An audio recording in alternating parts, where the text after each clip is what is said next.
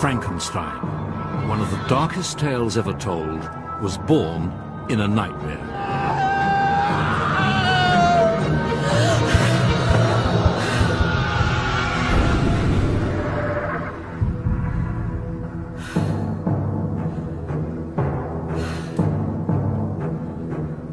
From a 19-year-old girl whose life was full of demons came a monster who terrified generations to come.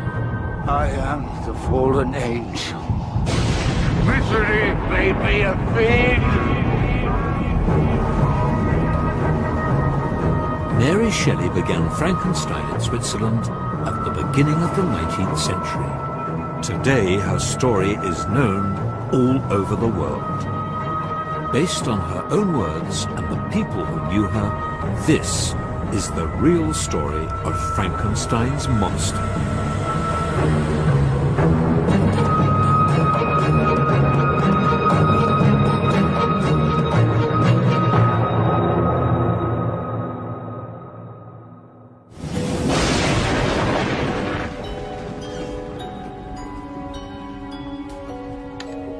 It was a murderer, fresh from the gallows at Newgate. He gave it an electrical shock. The jaw, facial muscles contorted horribly. One eye actually opened. It seemed to everyone it was being restored to life. Oh, Mary! Mary, what are you doing? Come here, come here. Oh, what's the matter? They're people. They don't come back to life, do they? No, no.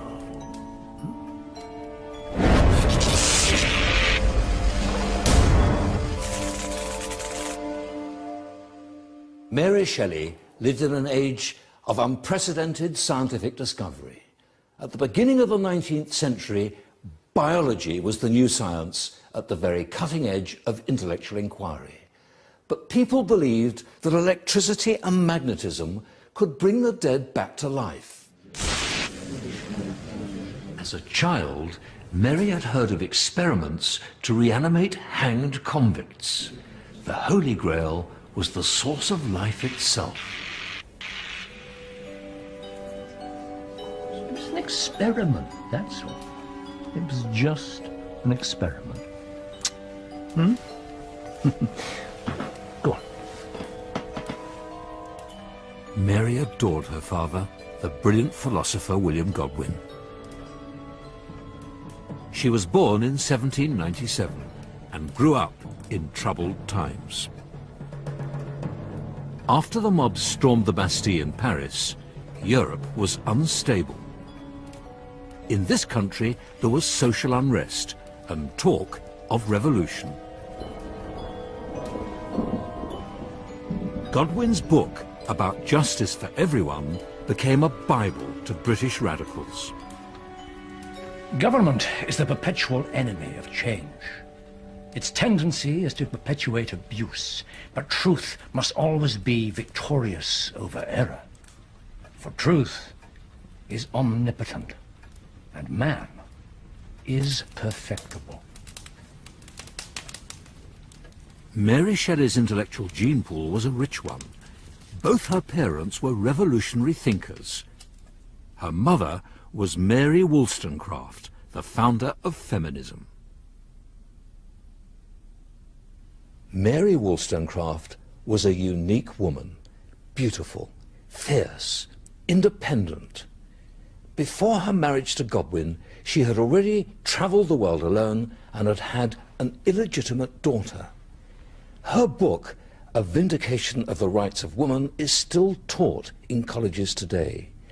You have to remember that this is years before the suffragette movement. Even by today's standards, her philosophy is still radical. From the tyranny of man, I firmly believe the greater number of female follies proceed. Let woman share the rights, and she will emulate the virtues of man, for she must grow more perfect when emancipated. Mary Wollstonecraft was loved and respected by Godwin, by her friends, by her followers. Mary, madam, here we are. This will make you feel better. When Mary Shelley was born at home, her mother tried to feed her, but she was too weak. There we are, Mary. Yeah. Is that good? Is that good, Mary, my love? No? Too cold? Please, Mary, please let me take it. Come on, baby. Come on. There. Yes, it's for the best, Mary. There we go. Good. I have her now. Yes, I know. I can't bear it either, my love. Here, Mary. When Mary Shelley was just 11 days old, her mother died of puerperal fever, the killer of so many women during childbirth in the 19th century. She was 38.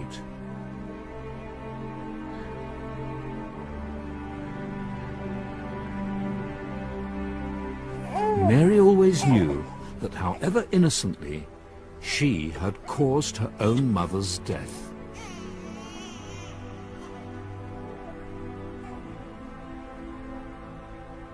William Godwin was hugely admired, even hero-worshipped, especially by his young disciples. One of the most outspoken was the 21-year-old poet, Percy Bysshe Shelley. He was the bad boy of Oxford University. For some time, he'd been writing long letters to Godwin. I am young. I am ardent in the cause of philanthropy and truth. Do not suppose that this is vanity. I am convinced that I could represent myself in such terms as to be thought not wholly unworthy of friendship.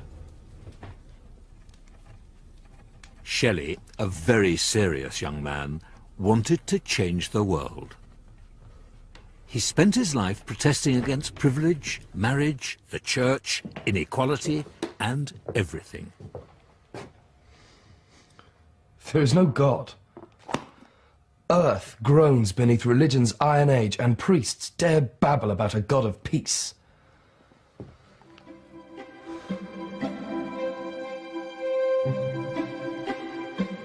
Godwin had read out Shelley's letters to his family, so Mary had heard about him long before she ever met him. And Shelley had heard about Mary. On the 5th of May 1814, he visited Godwin's bookshop in London's East End in the hope that he might meet his hero's beautiful 16-year-old daughter.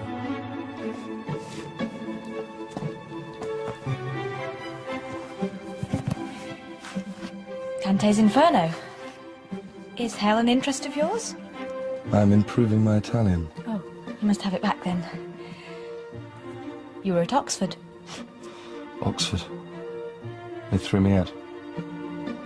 An independent mind can be a dangerous thing. Mary is singularly bold, somewhat imperious, and active of mind. Her desire of knowledge is great, and her perseverance in everything she undertakes is almost invincible. Mary was Percy's soulmate. He took her almost as seriously as he took himself.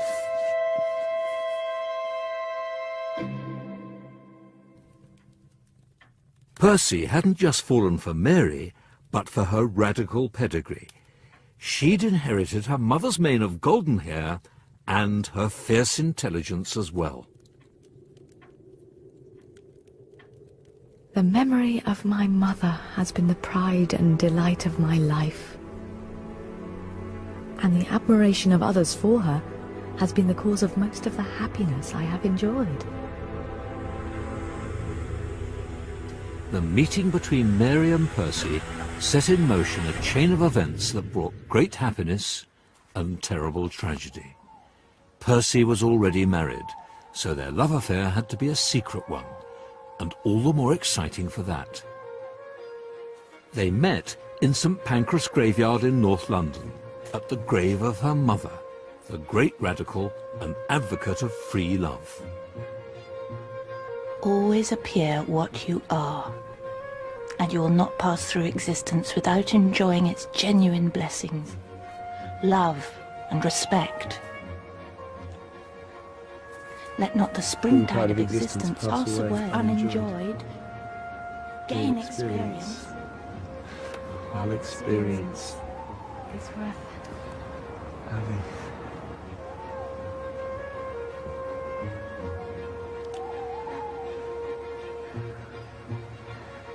This behaviour would be taboo to most people, but not to Mary. She'd been nurtured on ideas more familiar to hippies of the 1960s than to your average 19th century youth. This was probably Mary's first sexual experience, but Shelley had been at it for quite some time.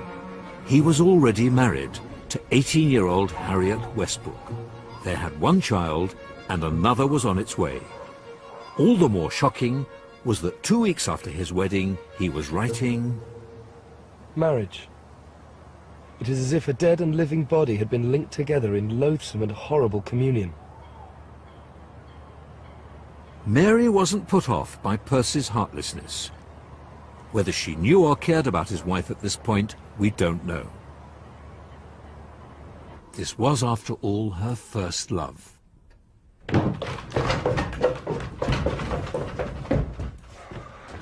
Percy!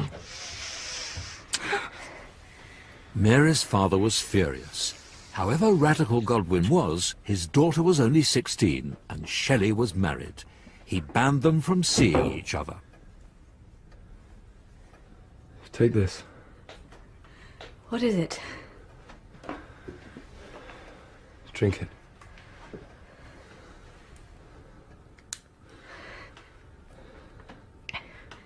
Together, Mary. No, Percy.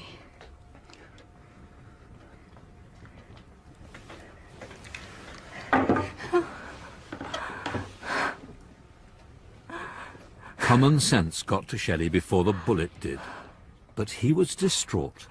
Later that night he took an overdose of laudanum. His 2 suicide attempts had failed. If he was going to live, he had to be with his soulmate, whatever the cost. It's a measure of how much Mary was in love that she was now about to defy her father so dramatically. Their relationship would never be the same again. She loved Godwin dearly, but personal freedom was at the heart of Godwin's philosophy and hers.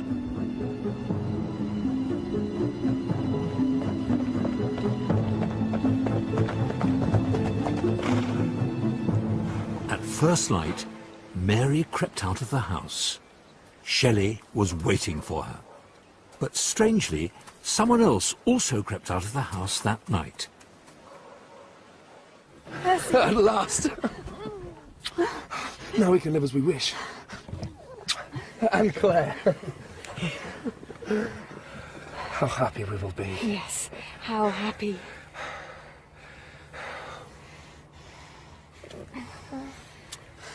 Godwin had remarried when Mary was 4 years old. Her stepsister, Claire Claremont, became a dubious friend and arch-rival for Shelley's affections. Shelley had plans. Free love was an idea that was being bandied around at the time by radical thinkers. But Shelley didn't just want to think about it, he wanted to do it. Love is free. To promise forever to love the same woman is not less absurd than to promise to believe the same creed. Shelley was planning to set up a commune with as many women as he could muster, including Mary, Claire, and his poor abandoned wife. Claire was usually game for anything. For the next 8 years, she would be a thorn in Mary's side. The 3 young romantics set off. This was a very dangerous thing for Mary to do. She was risking her reputation and her life. This recklessness and independence, which brought Mary and Percy together, would in time drive them apart and bring out the very worst in both of them.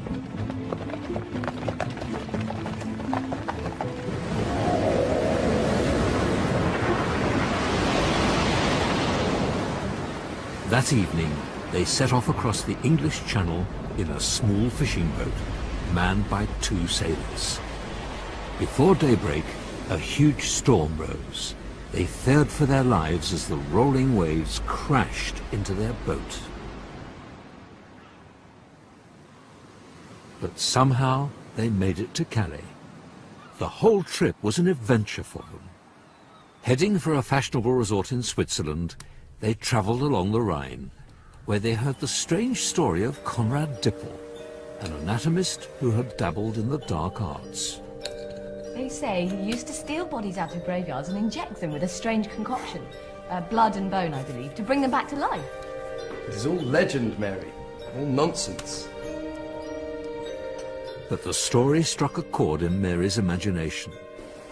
In English, the castle said to be Conrad Dippel's birthplace was the Rock of the Franks. In German, that's Burg Frankenstein. Mary had found the name for the story she would later write about the doctor who brought the dead back to life.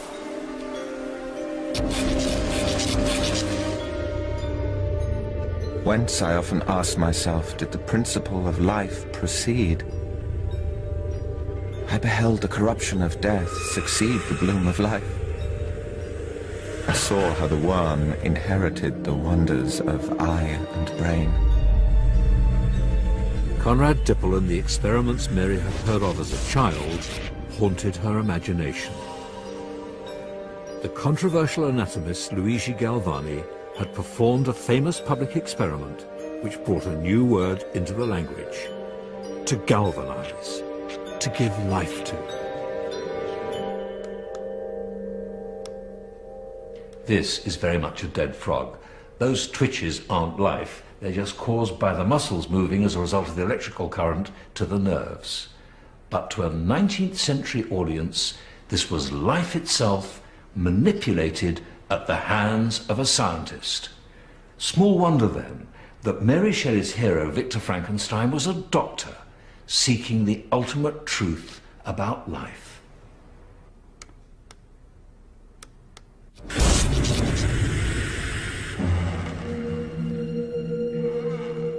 At the turn of the 19th century, medicine was not the respected profession it is today. Dissection was illegal, except on the bodies of hanged murderers.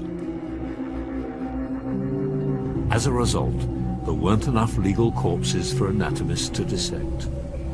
Grave robbers often filled the gap. This gruesome trade in dead bodies inspired Mary, and so she made her hero, Dr. Victor Frankenstein, an anatomist. Who shall conceive of the horrors of my secret toil, as I dabbled among the unhallowed damps of the grave, or tortured the living animal to animate lifeless clay? I collected bones from charnel houses, and disturbed with profane fingers the tremendous secrets of the human frame. When Mary returned to London from her elopement in 1814, she was pregnant. Godwin refused to have anything to do with her. She wasn't able to understand why her father was disappointed that his little girl was pregnant by a married man. Why will he not follow the obvious bent of his affections and be reconciled to us?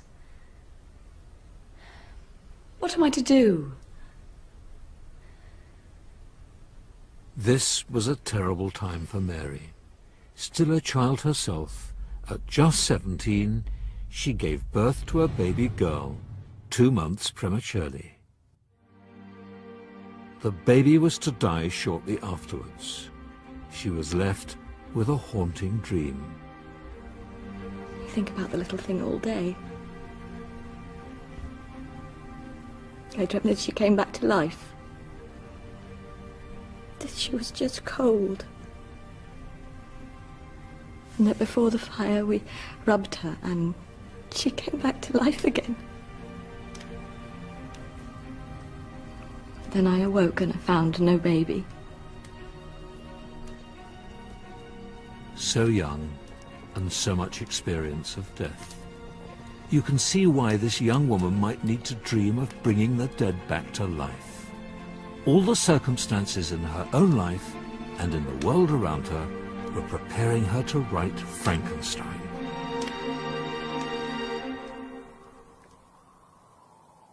The triangle of Mary, Percy and Claire was becoming even more bizarre now that Mary was in mourning. Percy seemed to need Claire as much as he needed Mary. She was younger, more gullible, fun to tease. Do you hear that? What? Silence. Percy was the son of a baronet, but after the elopement his father withdrew his allowance, except for the occasional handout. Mary was feeling the strain of poverty and pregnancy. Yeah. Less than a year after she lost her first baby, her beloved son William was born when she was 18. He brought great joy to their lives, but the first flush of love had passed, and tensions were mounting. In 1815, Claire had left the cramped little room she was sharing with Mary and Shelley and had gone to Devon. It's possible that she gave birth to Percy's baby there. It was quite common for women to disappear to the country to have illegitimate children. But Claire said nothing of it. She just noted in a letter that she was grateful to get away from...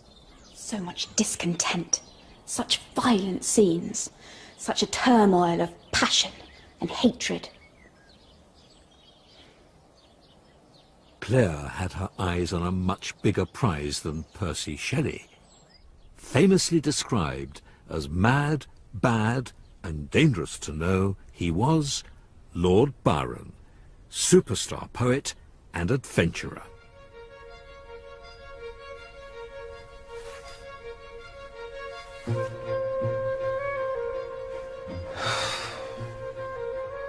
One breast laid open were a school,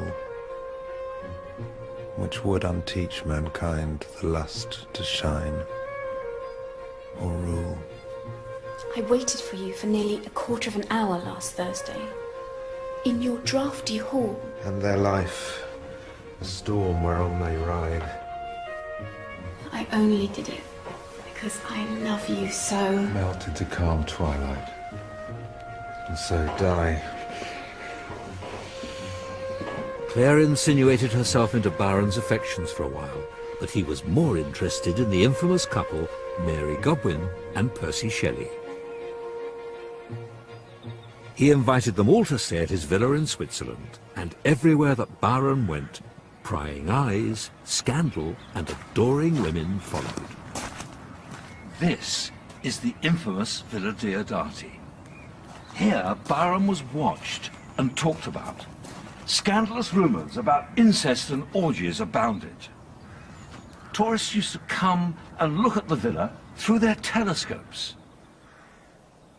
Byron's dangerous charisma worked its magic on the three young people.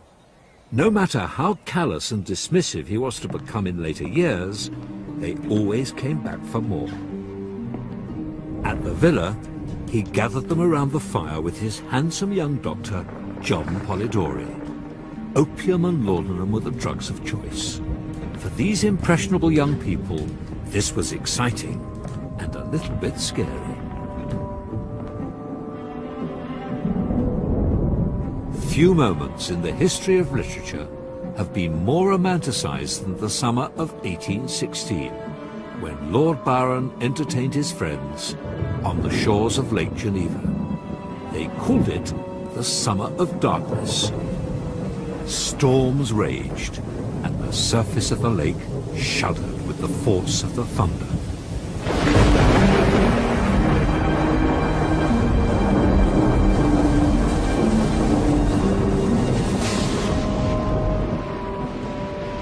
It does feel ghostly here. To have a ghost, a man or woman, must have a soul. You are not the only one here with a soul, Albie. No, but you are the only person here without one. Percy.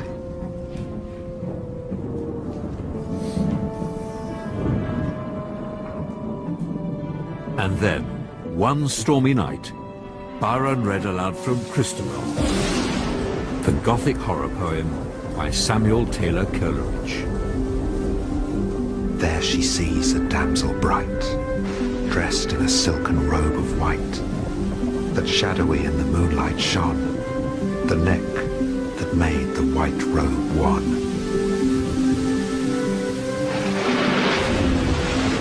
The vision of fear, the touch and pain, she shrunk and shuddered and saw again. Why stares she with unsettled eye? Can she the bodiless dead espy? It bores me, all this bodily dead and shrunken, shuddering superstition. Really? Could any of us write a more thrilling ghost story? Well.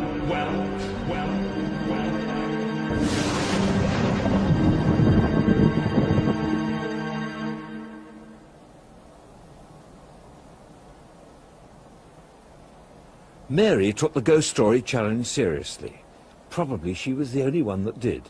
Here she was, just 18 years old, in the company of these two geniuses. At least Shelley and Byron thought they were geniuses. So the story that she was to write had to be impressive, enough to make these two great men shiver with fear. I busied myself to think of a story that would speak to the mysterious fears of our natures. One to make the reader afraid to look around, to curdle the blood and quicken the beatings of the heart. If it did not accomplish these things, my ghost story would be unworthy of its name. A few days after the ghost story challenge, Mary was to have her famous dream. When I placed my head on my pillow, I did not sleep, nor could I be said to think. My imagination unbidden possessed and guided me.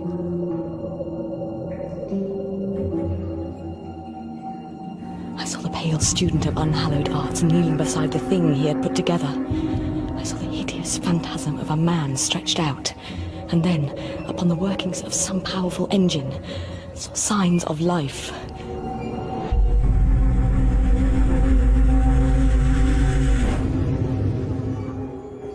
The morning after her dream, Mary announced that she had thought of an idea.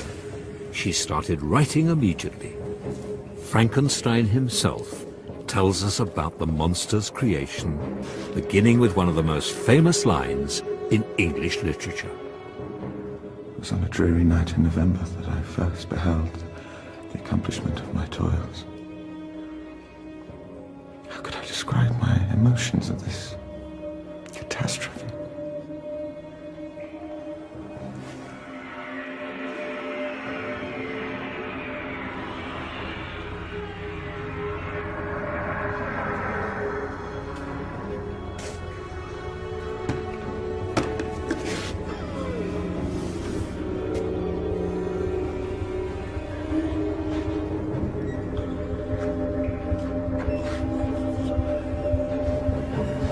I had selected his features as beautiful.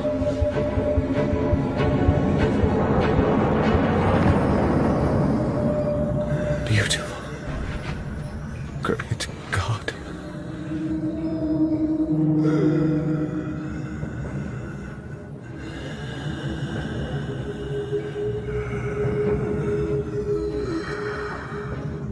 His yellow skin scarcely covered the work of muscles and arteries beneath.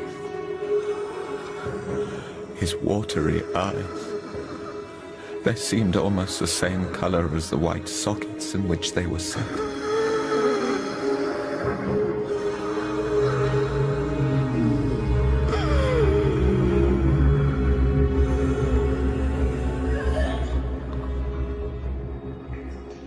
Later, I started from my sleep with horror.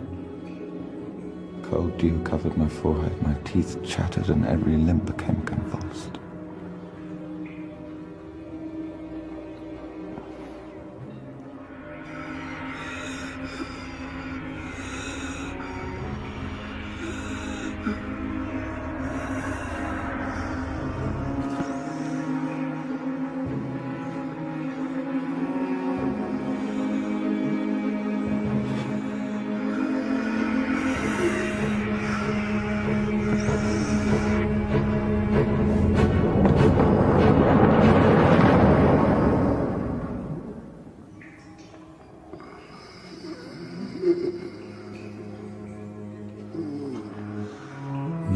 brought up by her parents to believe that all children must be loved and cherished, that the powerful must care for the weak.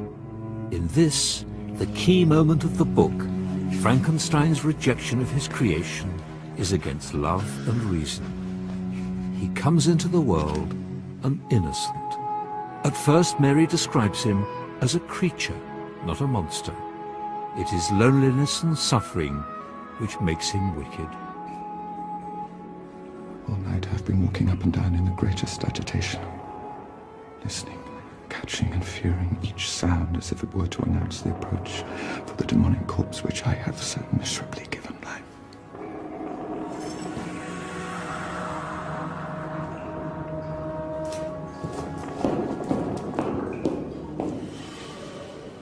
A great proportion of the misery that wanders in hideous form around the world is allowed to arise from the negligence of parents.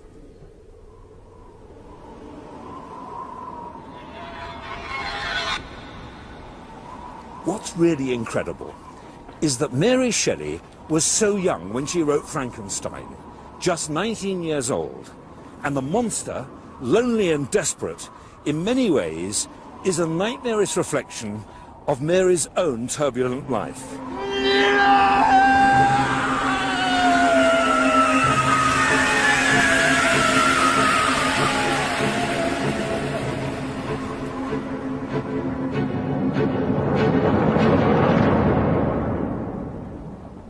At the Villa Diodati, Mary found the heart of her novel.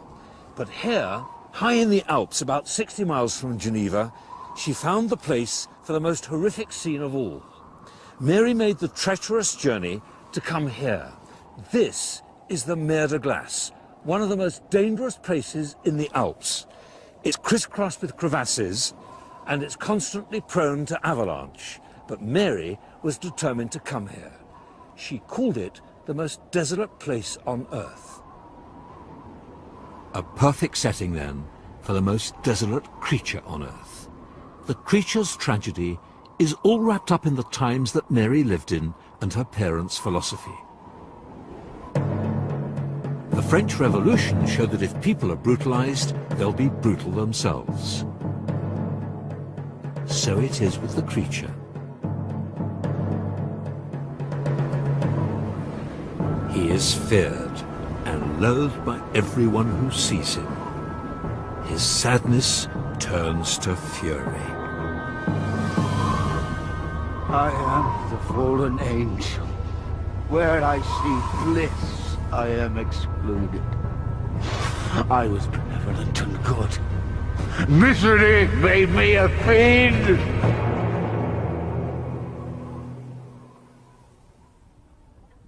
When she returned to London, Mary drew on her own life and fears as she wrote. William was still a baby. In her story, she gave Frankenstein a much-loved younger brother, also called William. But even this innocent child cannot abide to be near the monster. In a fury of revenge and despair, the monster kills him. The bloodbath has begun. He flees to the mountains for refuge, the only place he will be truly alone.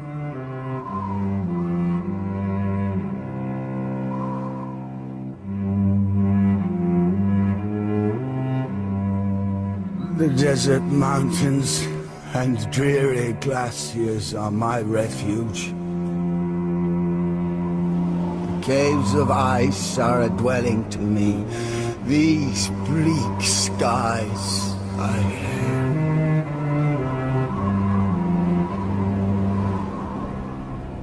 Back in London, tragedy was about to strike again. An unknown woman was found dead yesterday in the upstairs room of the Mackworth Arms in Swansea. An empty bottle of laudanum and a note were also found. Not Fanny. Not Fanny. Seems so. Oh no. Oh no, it is her. I know it is her.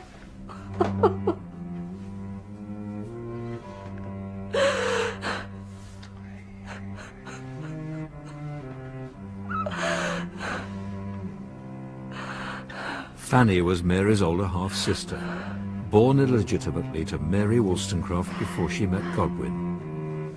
Fanny had always been in Mary's shadow. After her suicide, Mary was pained with guilt for neglecting her.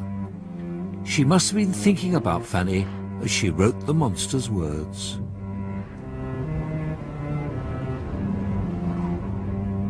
But where are my friends and relations? No father had watched my infant days. No mother had blessed me with smiles and caresses. Or if they had, all my past life was now a blot, a blind vacancy. Mary Wollstonecraft had tried to kill herself twice. Mary inherited her mother's melancholic streak, but to protect herself often withdrew emotionally. The monster is Mary's misery made flesh. Loneliness has been the curse of my life. What should I have done if my imagination had not been my companion? I must have grovelled on the earth. I must have died. But my dreams, my darling bright dreams.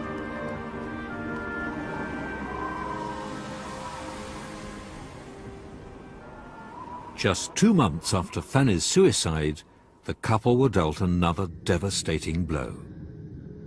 Harriet, Shelley's abandoned 21-year-old wife, was found in the Serpentine in Hyde Park. At 8 months pregnant, she'd drowned herself. There were rumours. Was the unborn child Shelley's? It was certainly possible, but he had his own story.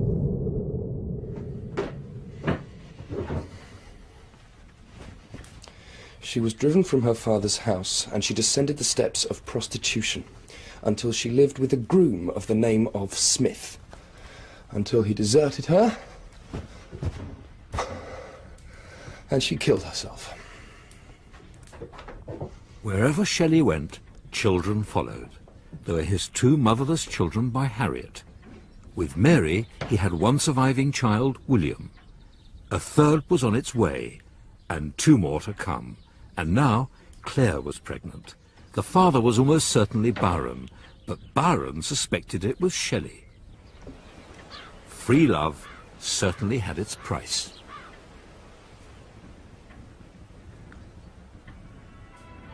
For all his heartlessness over Harriet's death, Shelley was keen to stand by his now motherless children.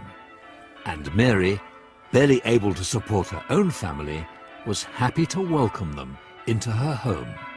But there was something they would have to do first. Like many conscientious objectors to marriage, before and since, Mary and Percy tied the knot. Against all their commitment to free love, they recognized that his claim for custody of his 2 children would be all the stronger if he was married. Dancing in attendance was Mary's father, another champion of a woman's right not to marry. Marriage, as it is now understood, is a monopoly. And the worst of monopolies. Godwin may have objected to marriage in theory, but when it came to his daughter, it was a different story. He had not spoken to her since her elopement, but at her wedding they were reconciled. Mary and Percy were still in love when they married, in 1816. Here is another biographical connection to Frankenstein. Love is at the very heart of the book. The monster longs for it, as Mary did. In the Alps, he demands that Frankenstein makes him a bride. I now indulge in dreams of bliss that cannot be realized. I demand a creature of another sex, but as hideous as myself. Our lives will not be happy, but they will be harmless. This you alone can do. Frankenstein, at first, refuses to make the monster a mate, but he's threatened with the worst imaginable horror.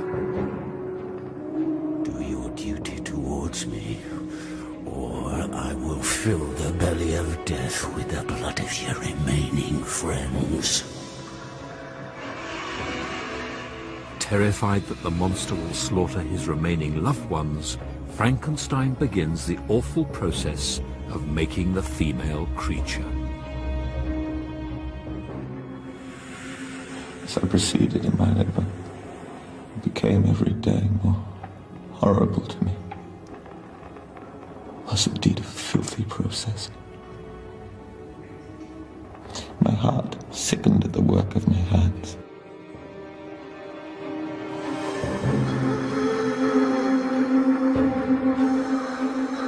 Had I right, for my own benefit, to inflict this curse upon everlasting generations?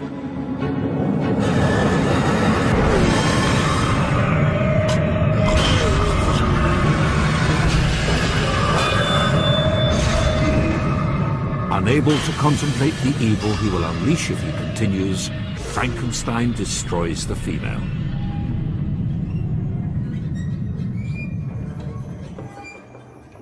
You have destroyed the work that you began. It is well. But remember, I shall be with you on your wedding night. The monster is true to his word. On their wedding night, Frankenstein's young bride is strangled in her sleep. To stop the bloodbath, Frankenstein knows that he must destroy the monster.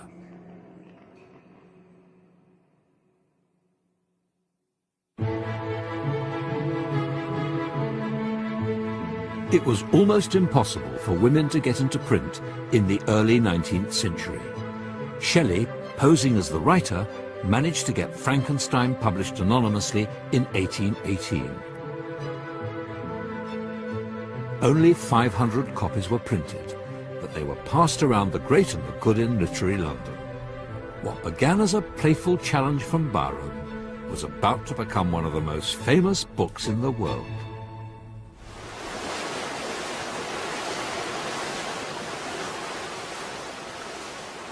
Mary and Shelley were to look back at the summer they spent with Lord Byron on Lake Geneva as their romantic idyll.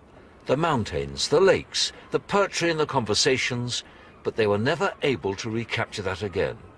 Mary had lost her mother, her first baby, and her sister, but far worse was to come.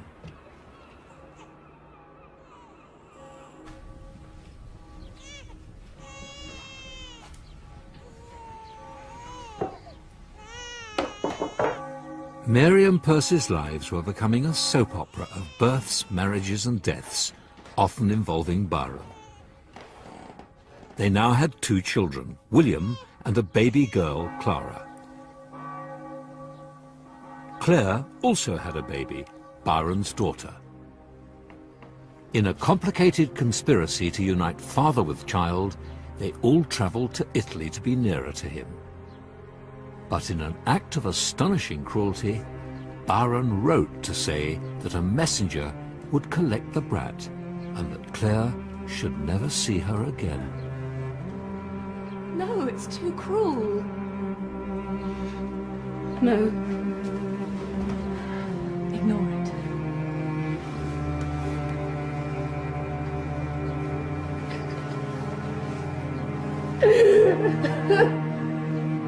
Claire couldn't ignore Byron. The baby was taken from her and died 5 years later, alone, in a Catholic convent, consigned there by Byron himself.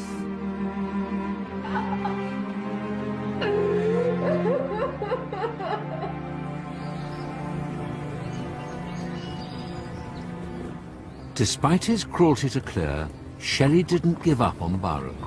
He set off with Claire to stay in Byron's house near Padua. Mary's baby daughter was ill, but she made the long coach journey to join them.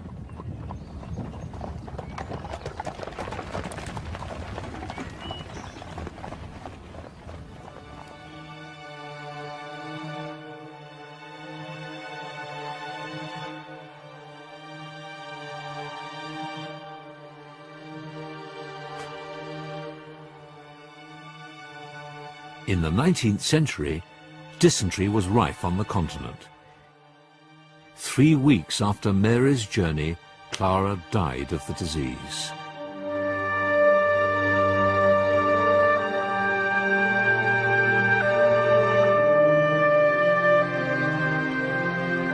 They buried her with a single flower on the beach near Venice. There is not a tree I would not recognize as a memorial of that moment, when life and death hung in my arms.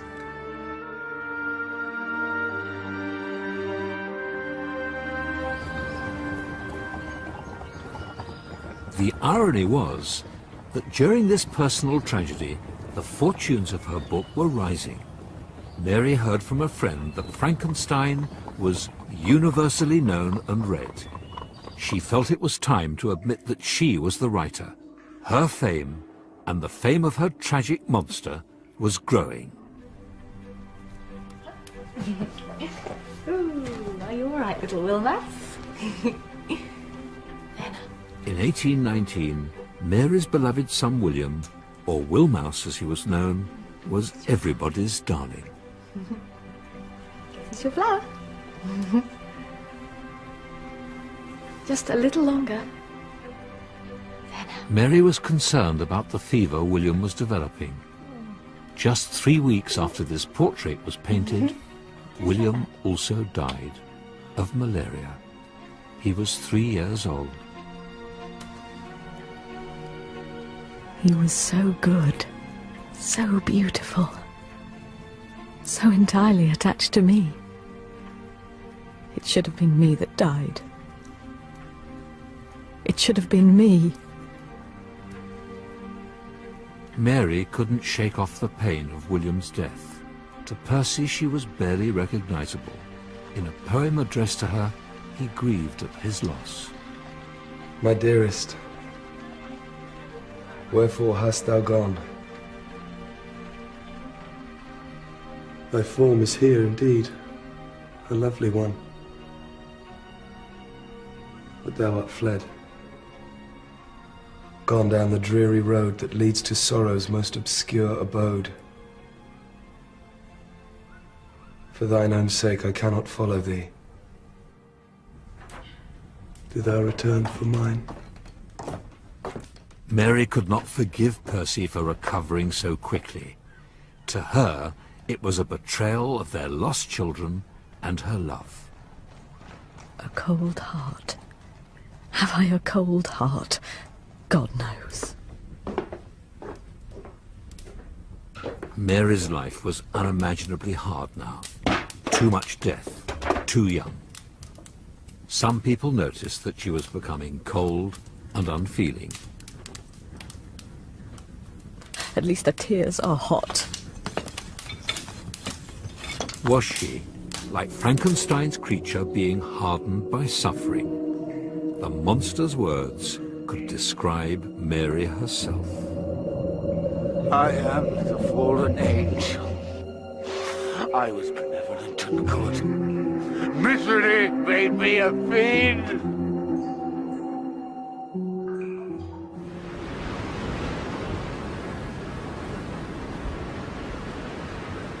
The loneliness that Mary had imagined in Frankenstein was taking hold of her own life.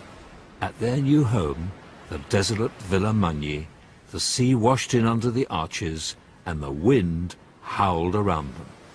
For Shelley, this was wonderful. He could indulge his lifelong love of the sea. Mary hated it. Now, where did we get to, Percy? As the marriage disintegrated, all Mary's love was devoted to her fourth child, Percy, the only one who would survive into adulthood. 1, 2.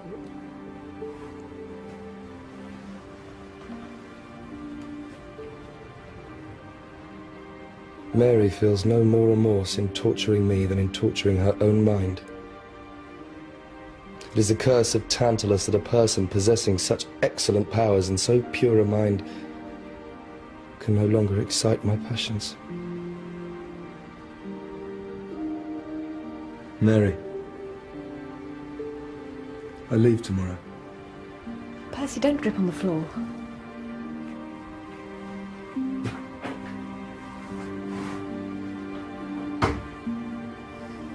Passion or no passion, Mary was sick and miserably pregnant again for the 5th time, and still only 24 years old. A woman is not a field, to be continually employed either in the bringing forth or the enlarging of grain. I wish I could break my chains and leave this dungeon.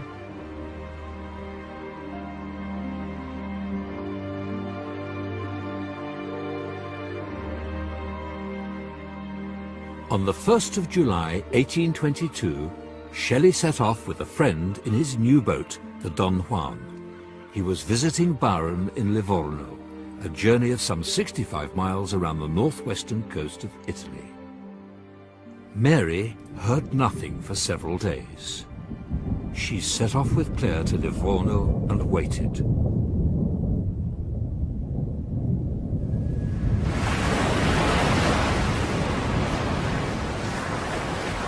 A sudden summer storm had engulfed Shelley's boat. 3 days later, 2 bodies were found.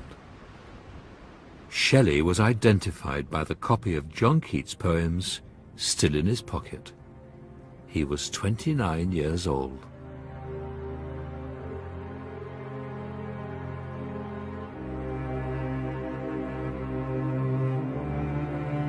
For 8 years I communicated with freedom with one whose genius far transcended mine.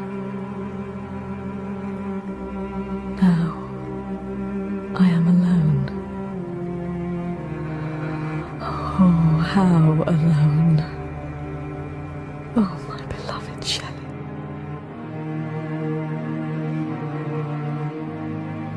Shelley's body was burned on the beach near Livorno. There's a strange connection here with the book.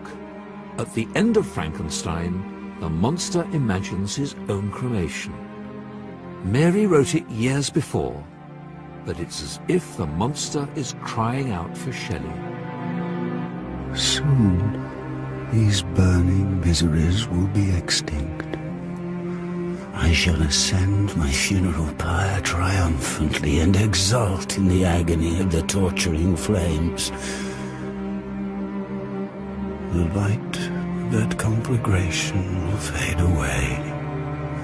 My ashes will be swept into the sea.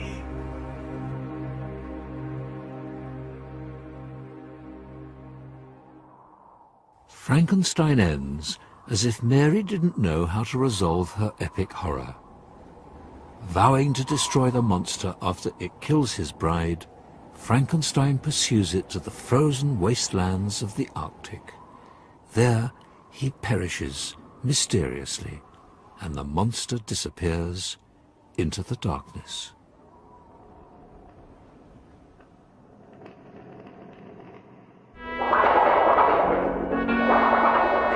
Oh dear!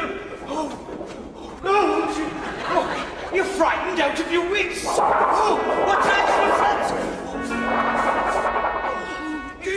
At this, the lowest point of Mary's life, Frankenstein was at its most successful.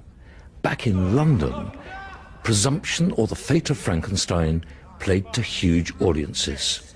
But this monster was more farcical than tragic. The roots of the monster most people think of today are probably here, rather than in Mary's tragedy. Behold, the horrid corpse to which I have given life! The story of Frankenstein had taken on a life of its own. But despite this success, Mary couldn't escape the melancholy which plagued her for the rest of her life.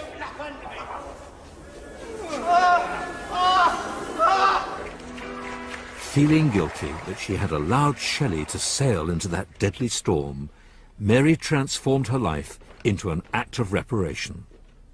She struggled to get Shelley's work published and have his genius recognized. You mention Mr. Keats in your verse, but you don't mention Percy. Don't I? Well, Percy was the best. The least selfish man I ever knew. But as a poet... Let's go on, shall we? Byron never did mention Percy in his verse, but Mary persevered. Without her determination to establish him, it's possible we might not know the name or work of Percy Bysshe Shelley today.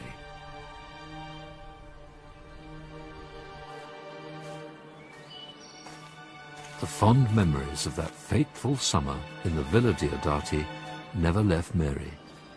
She returned there 11 years before her own death. Everything had changed.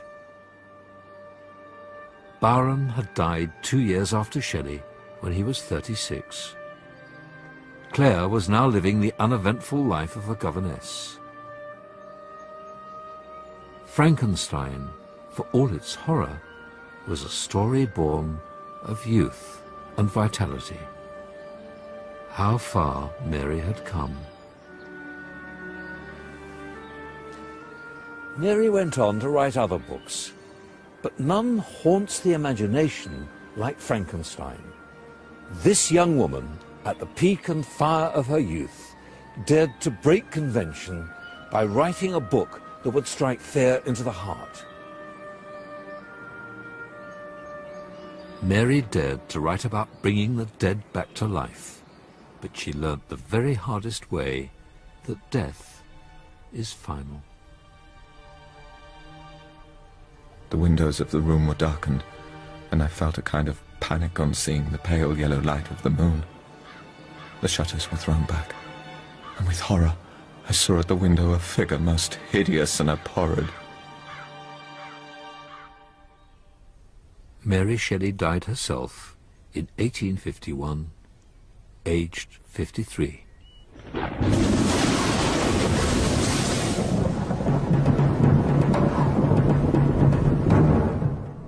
Off into Saturn's orbit here on BBC 4 in half an hour this evening. Destination Titan at 9. That's after The Law of the Dragon with a brand new series from Storyville next.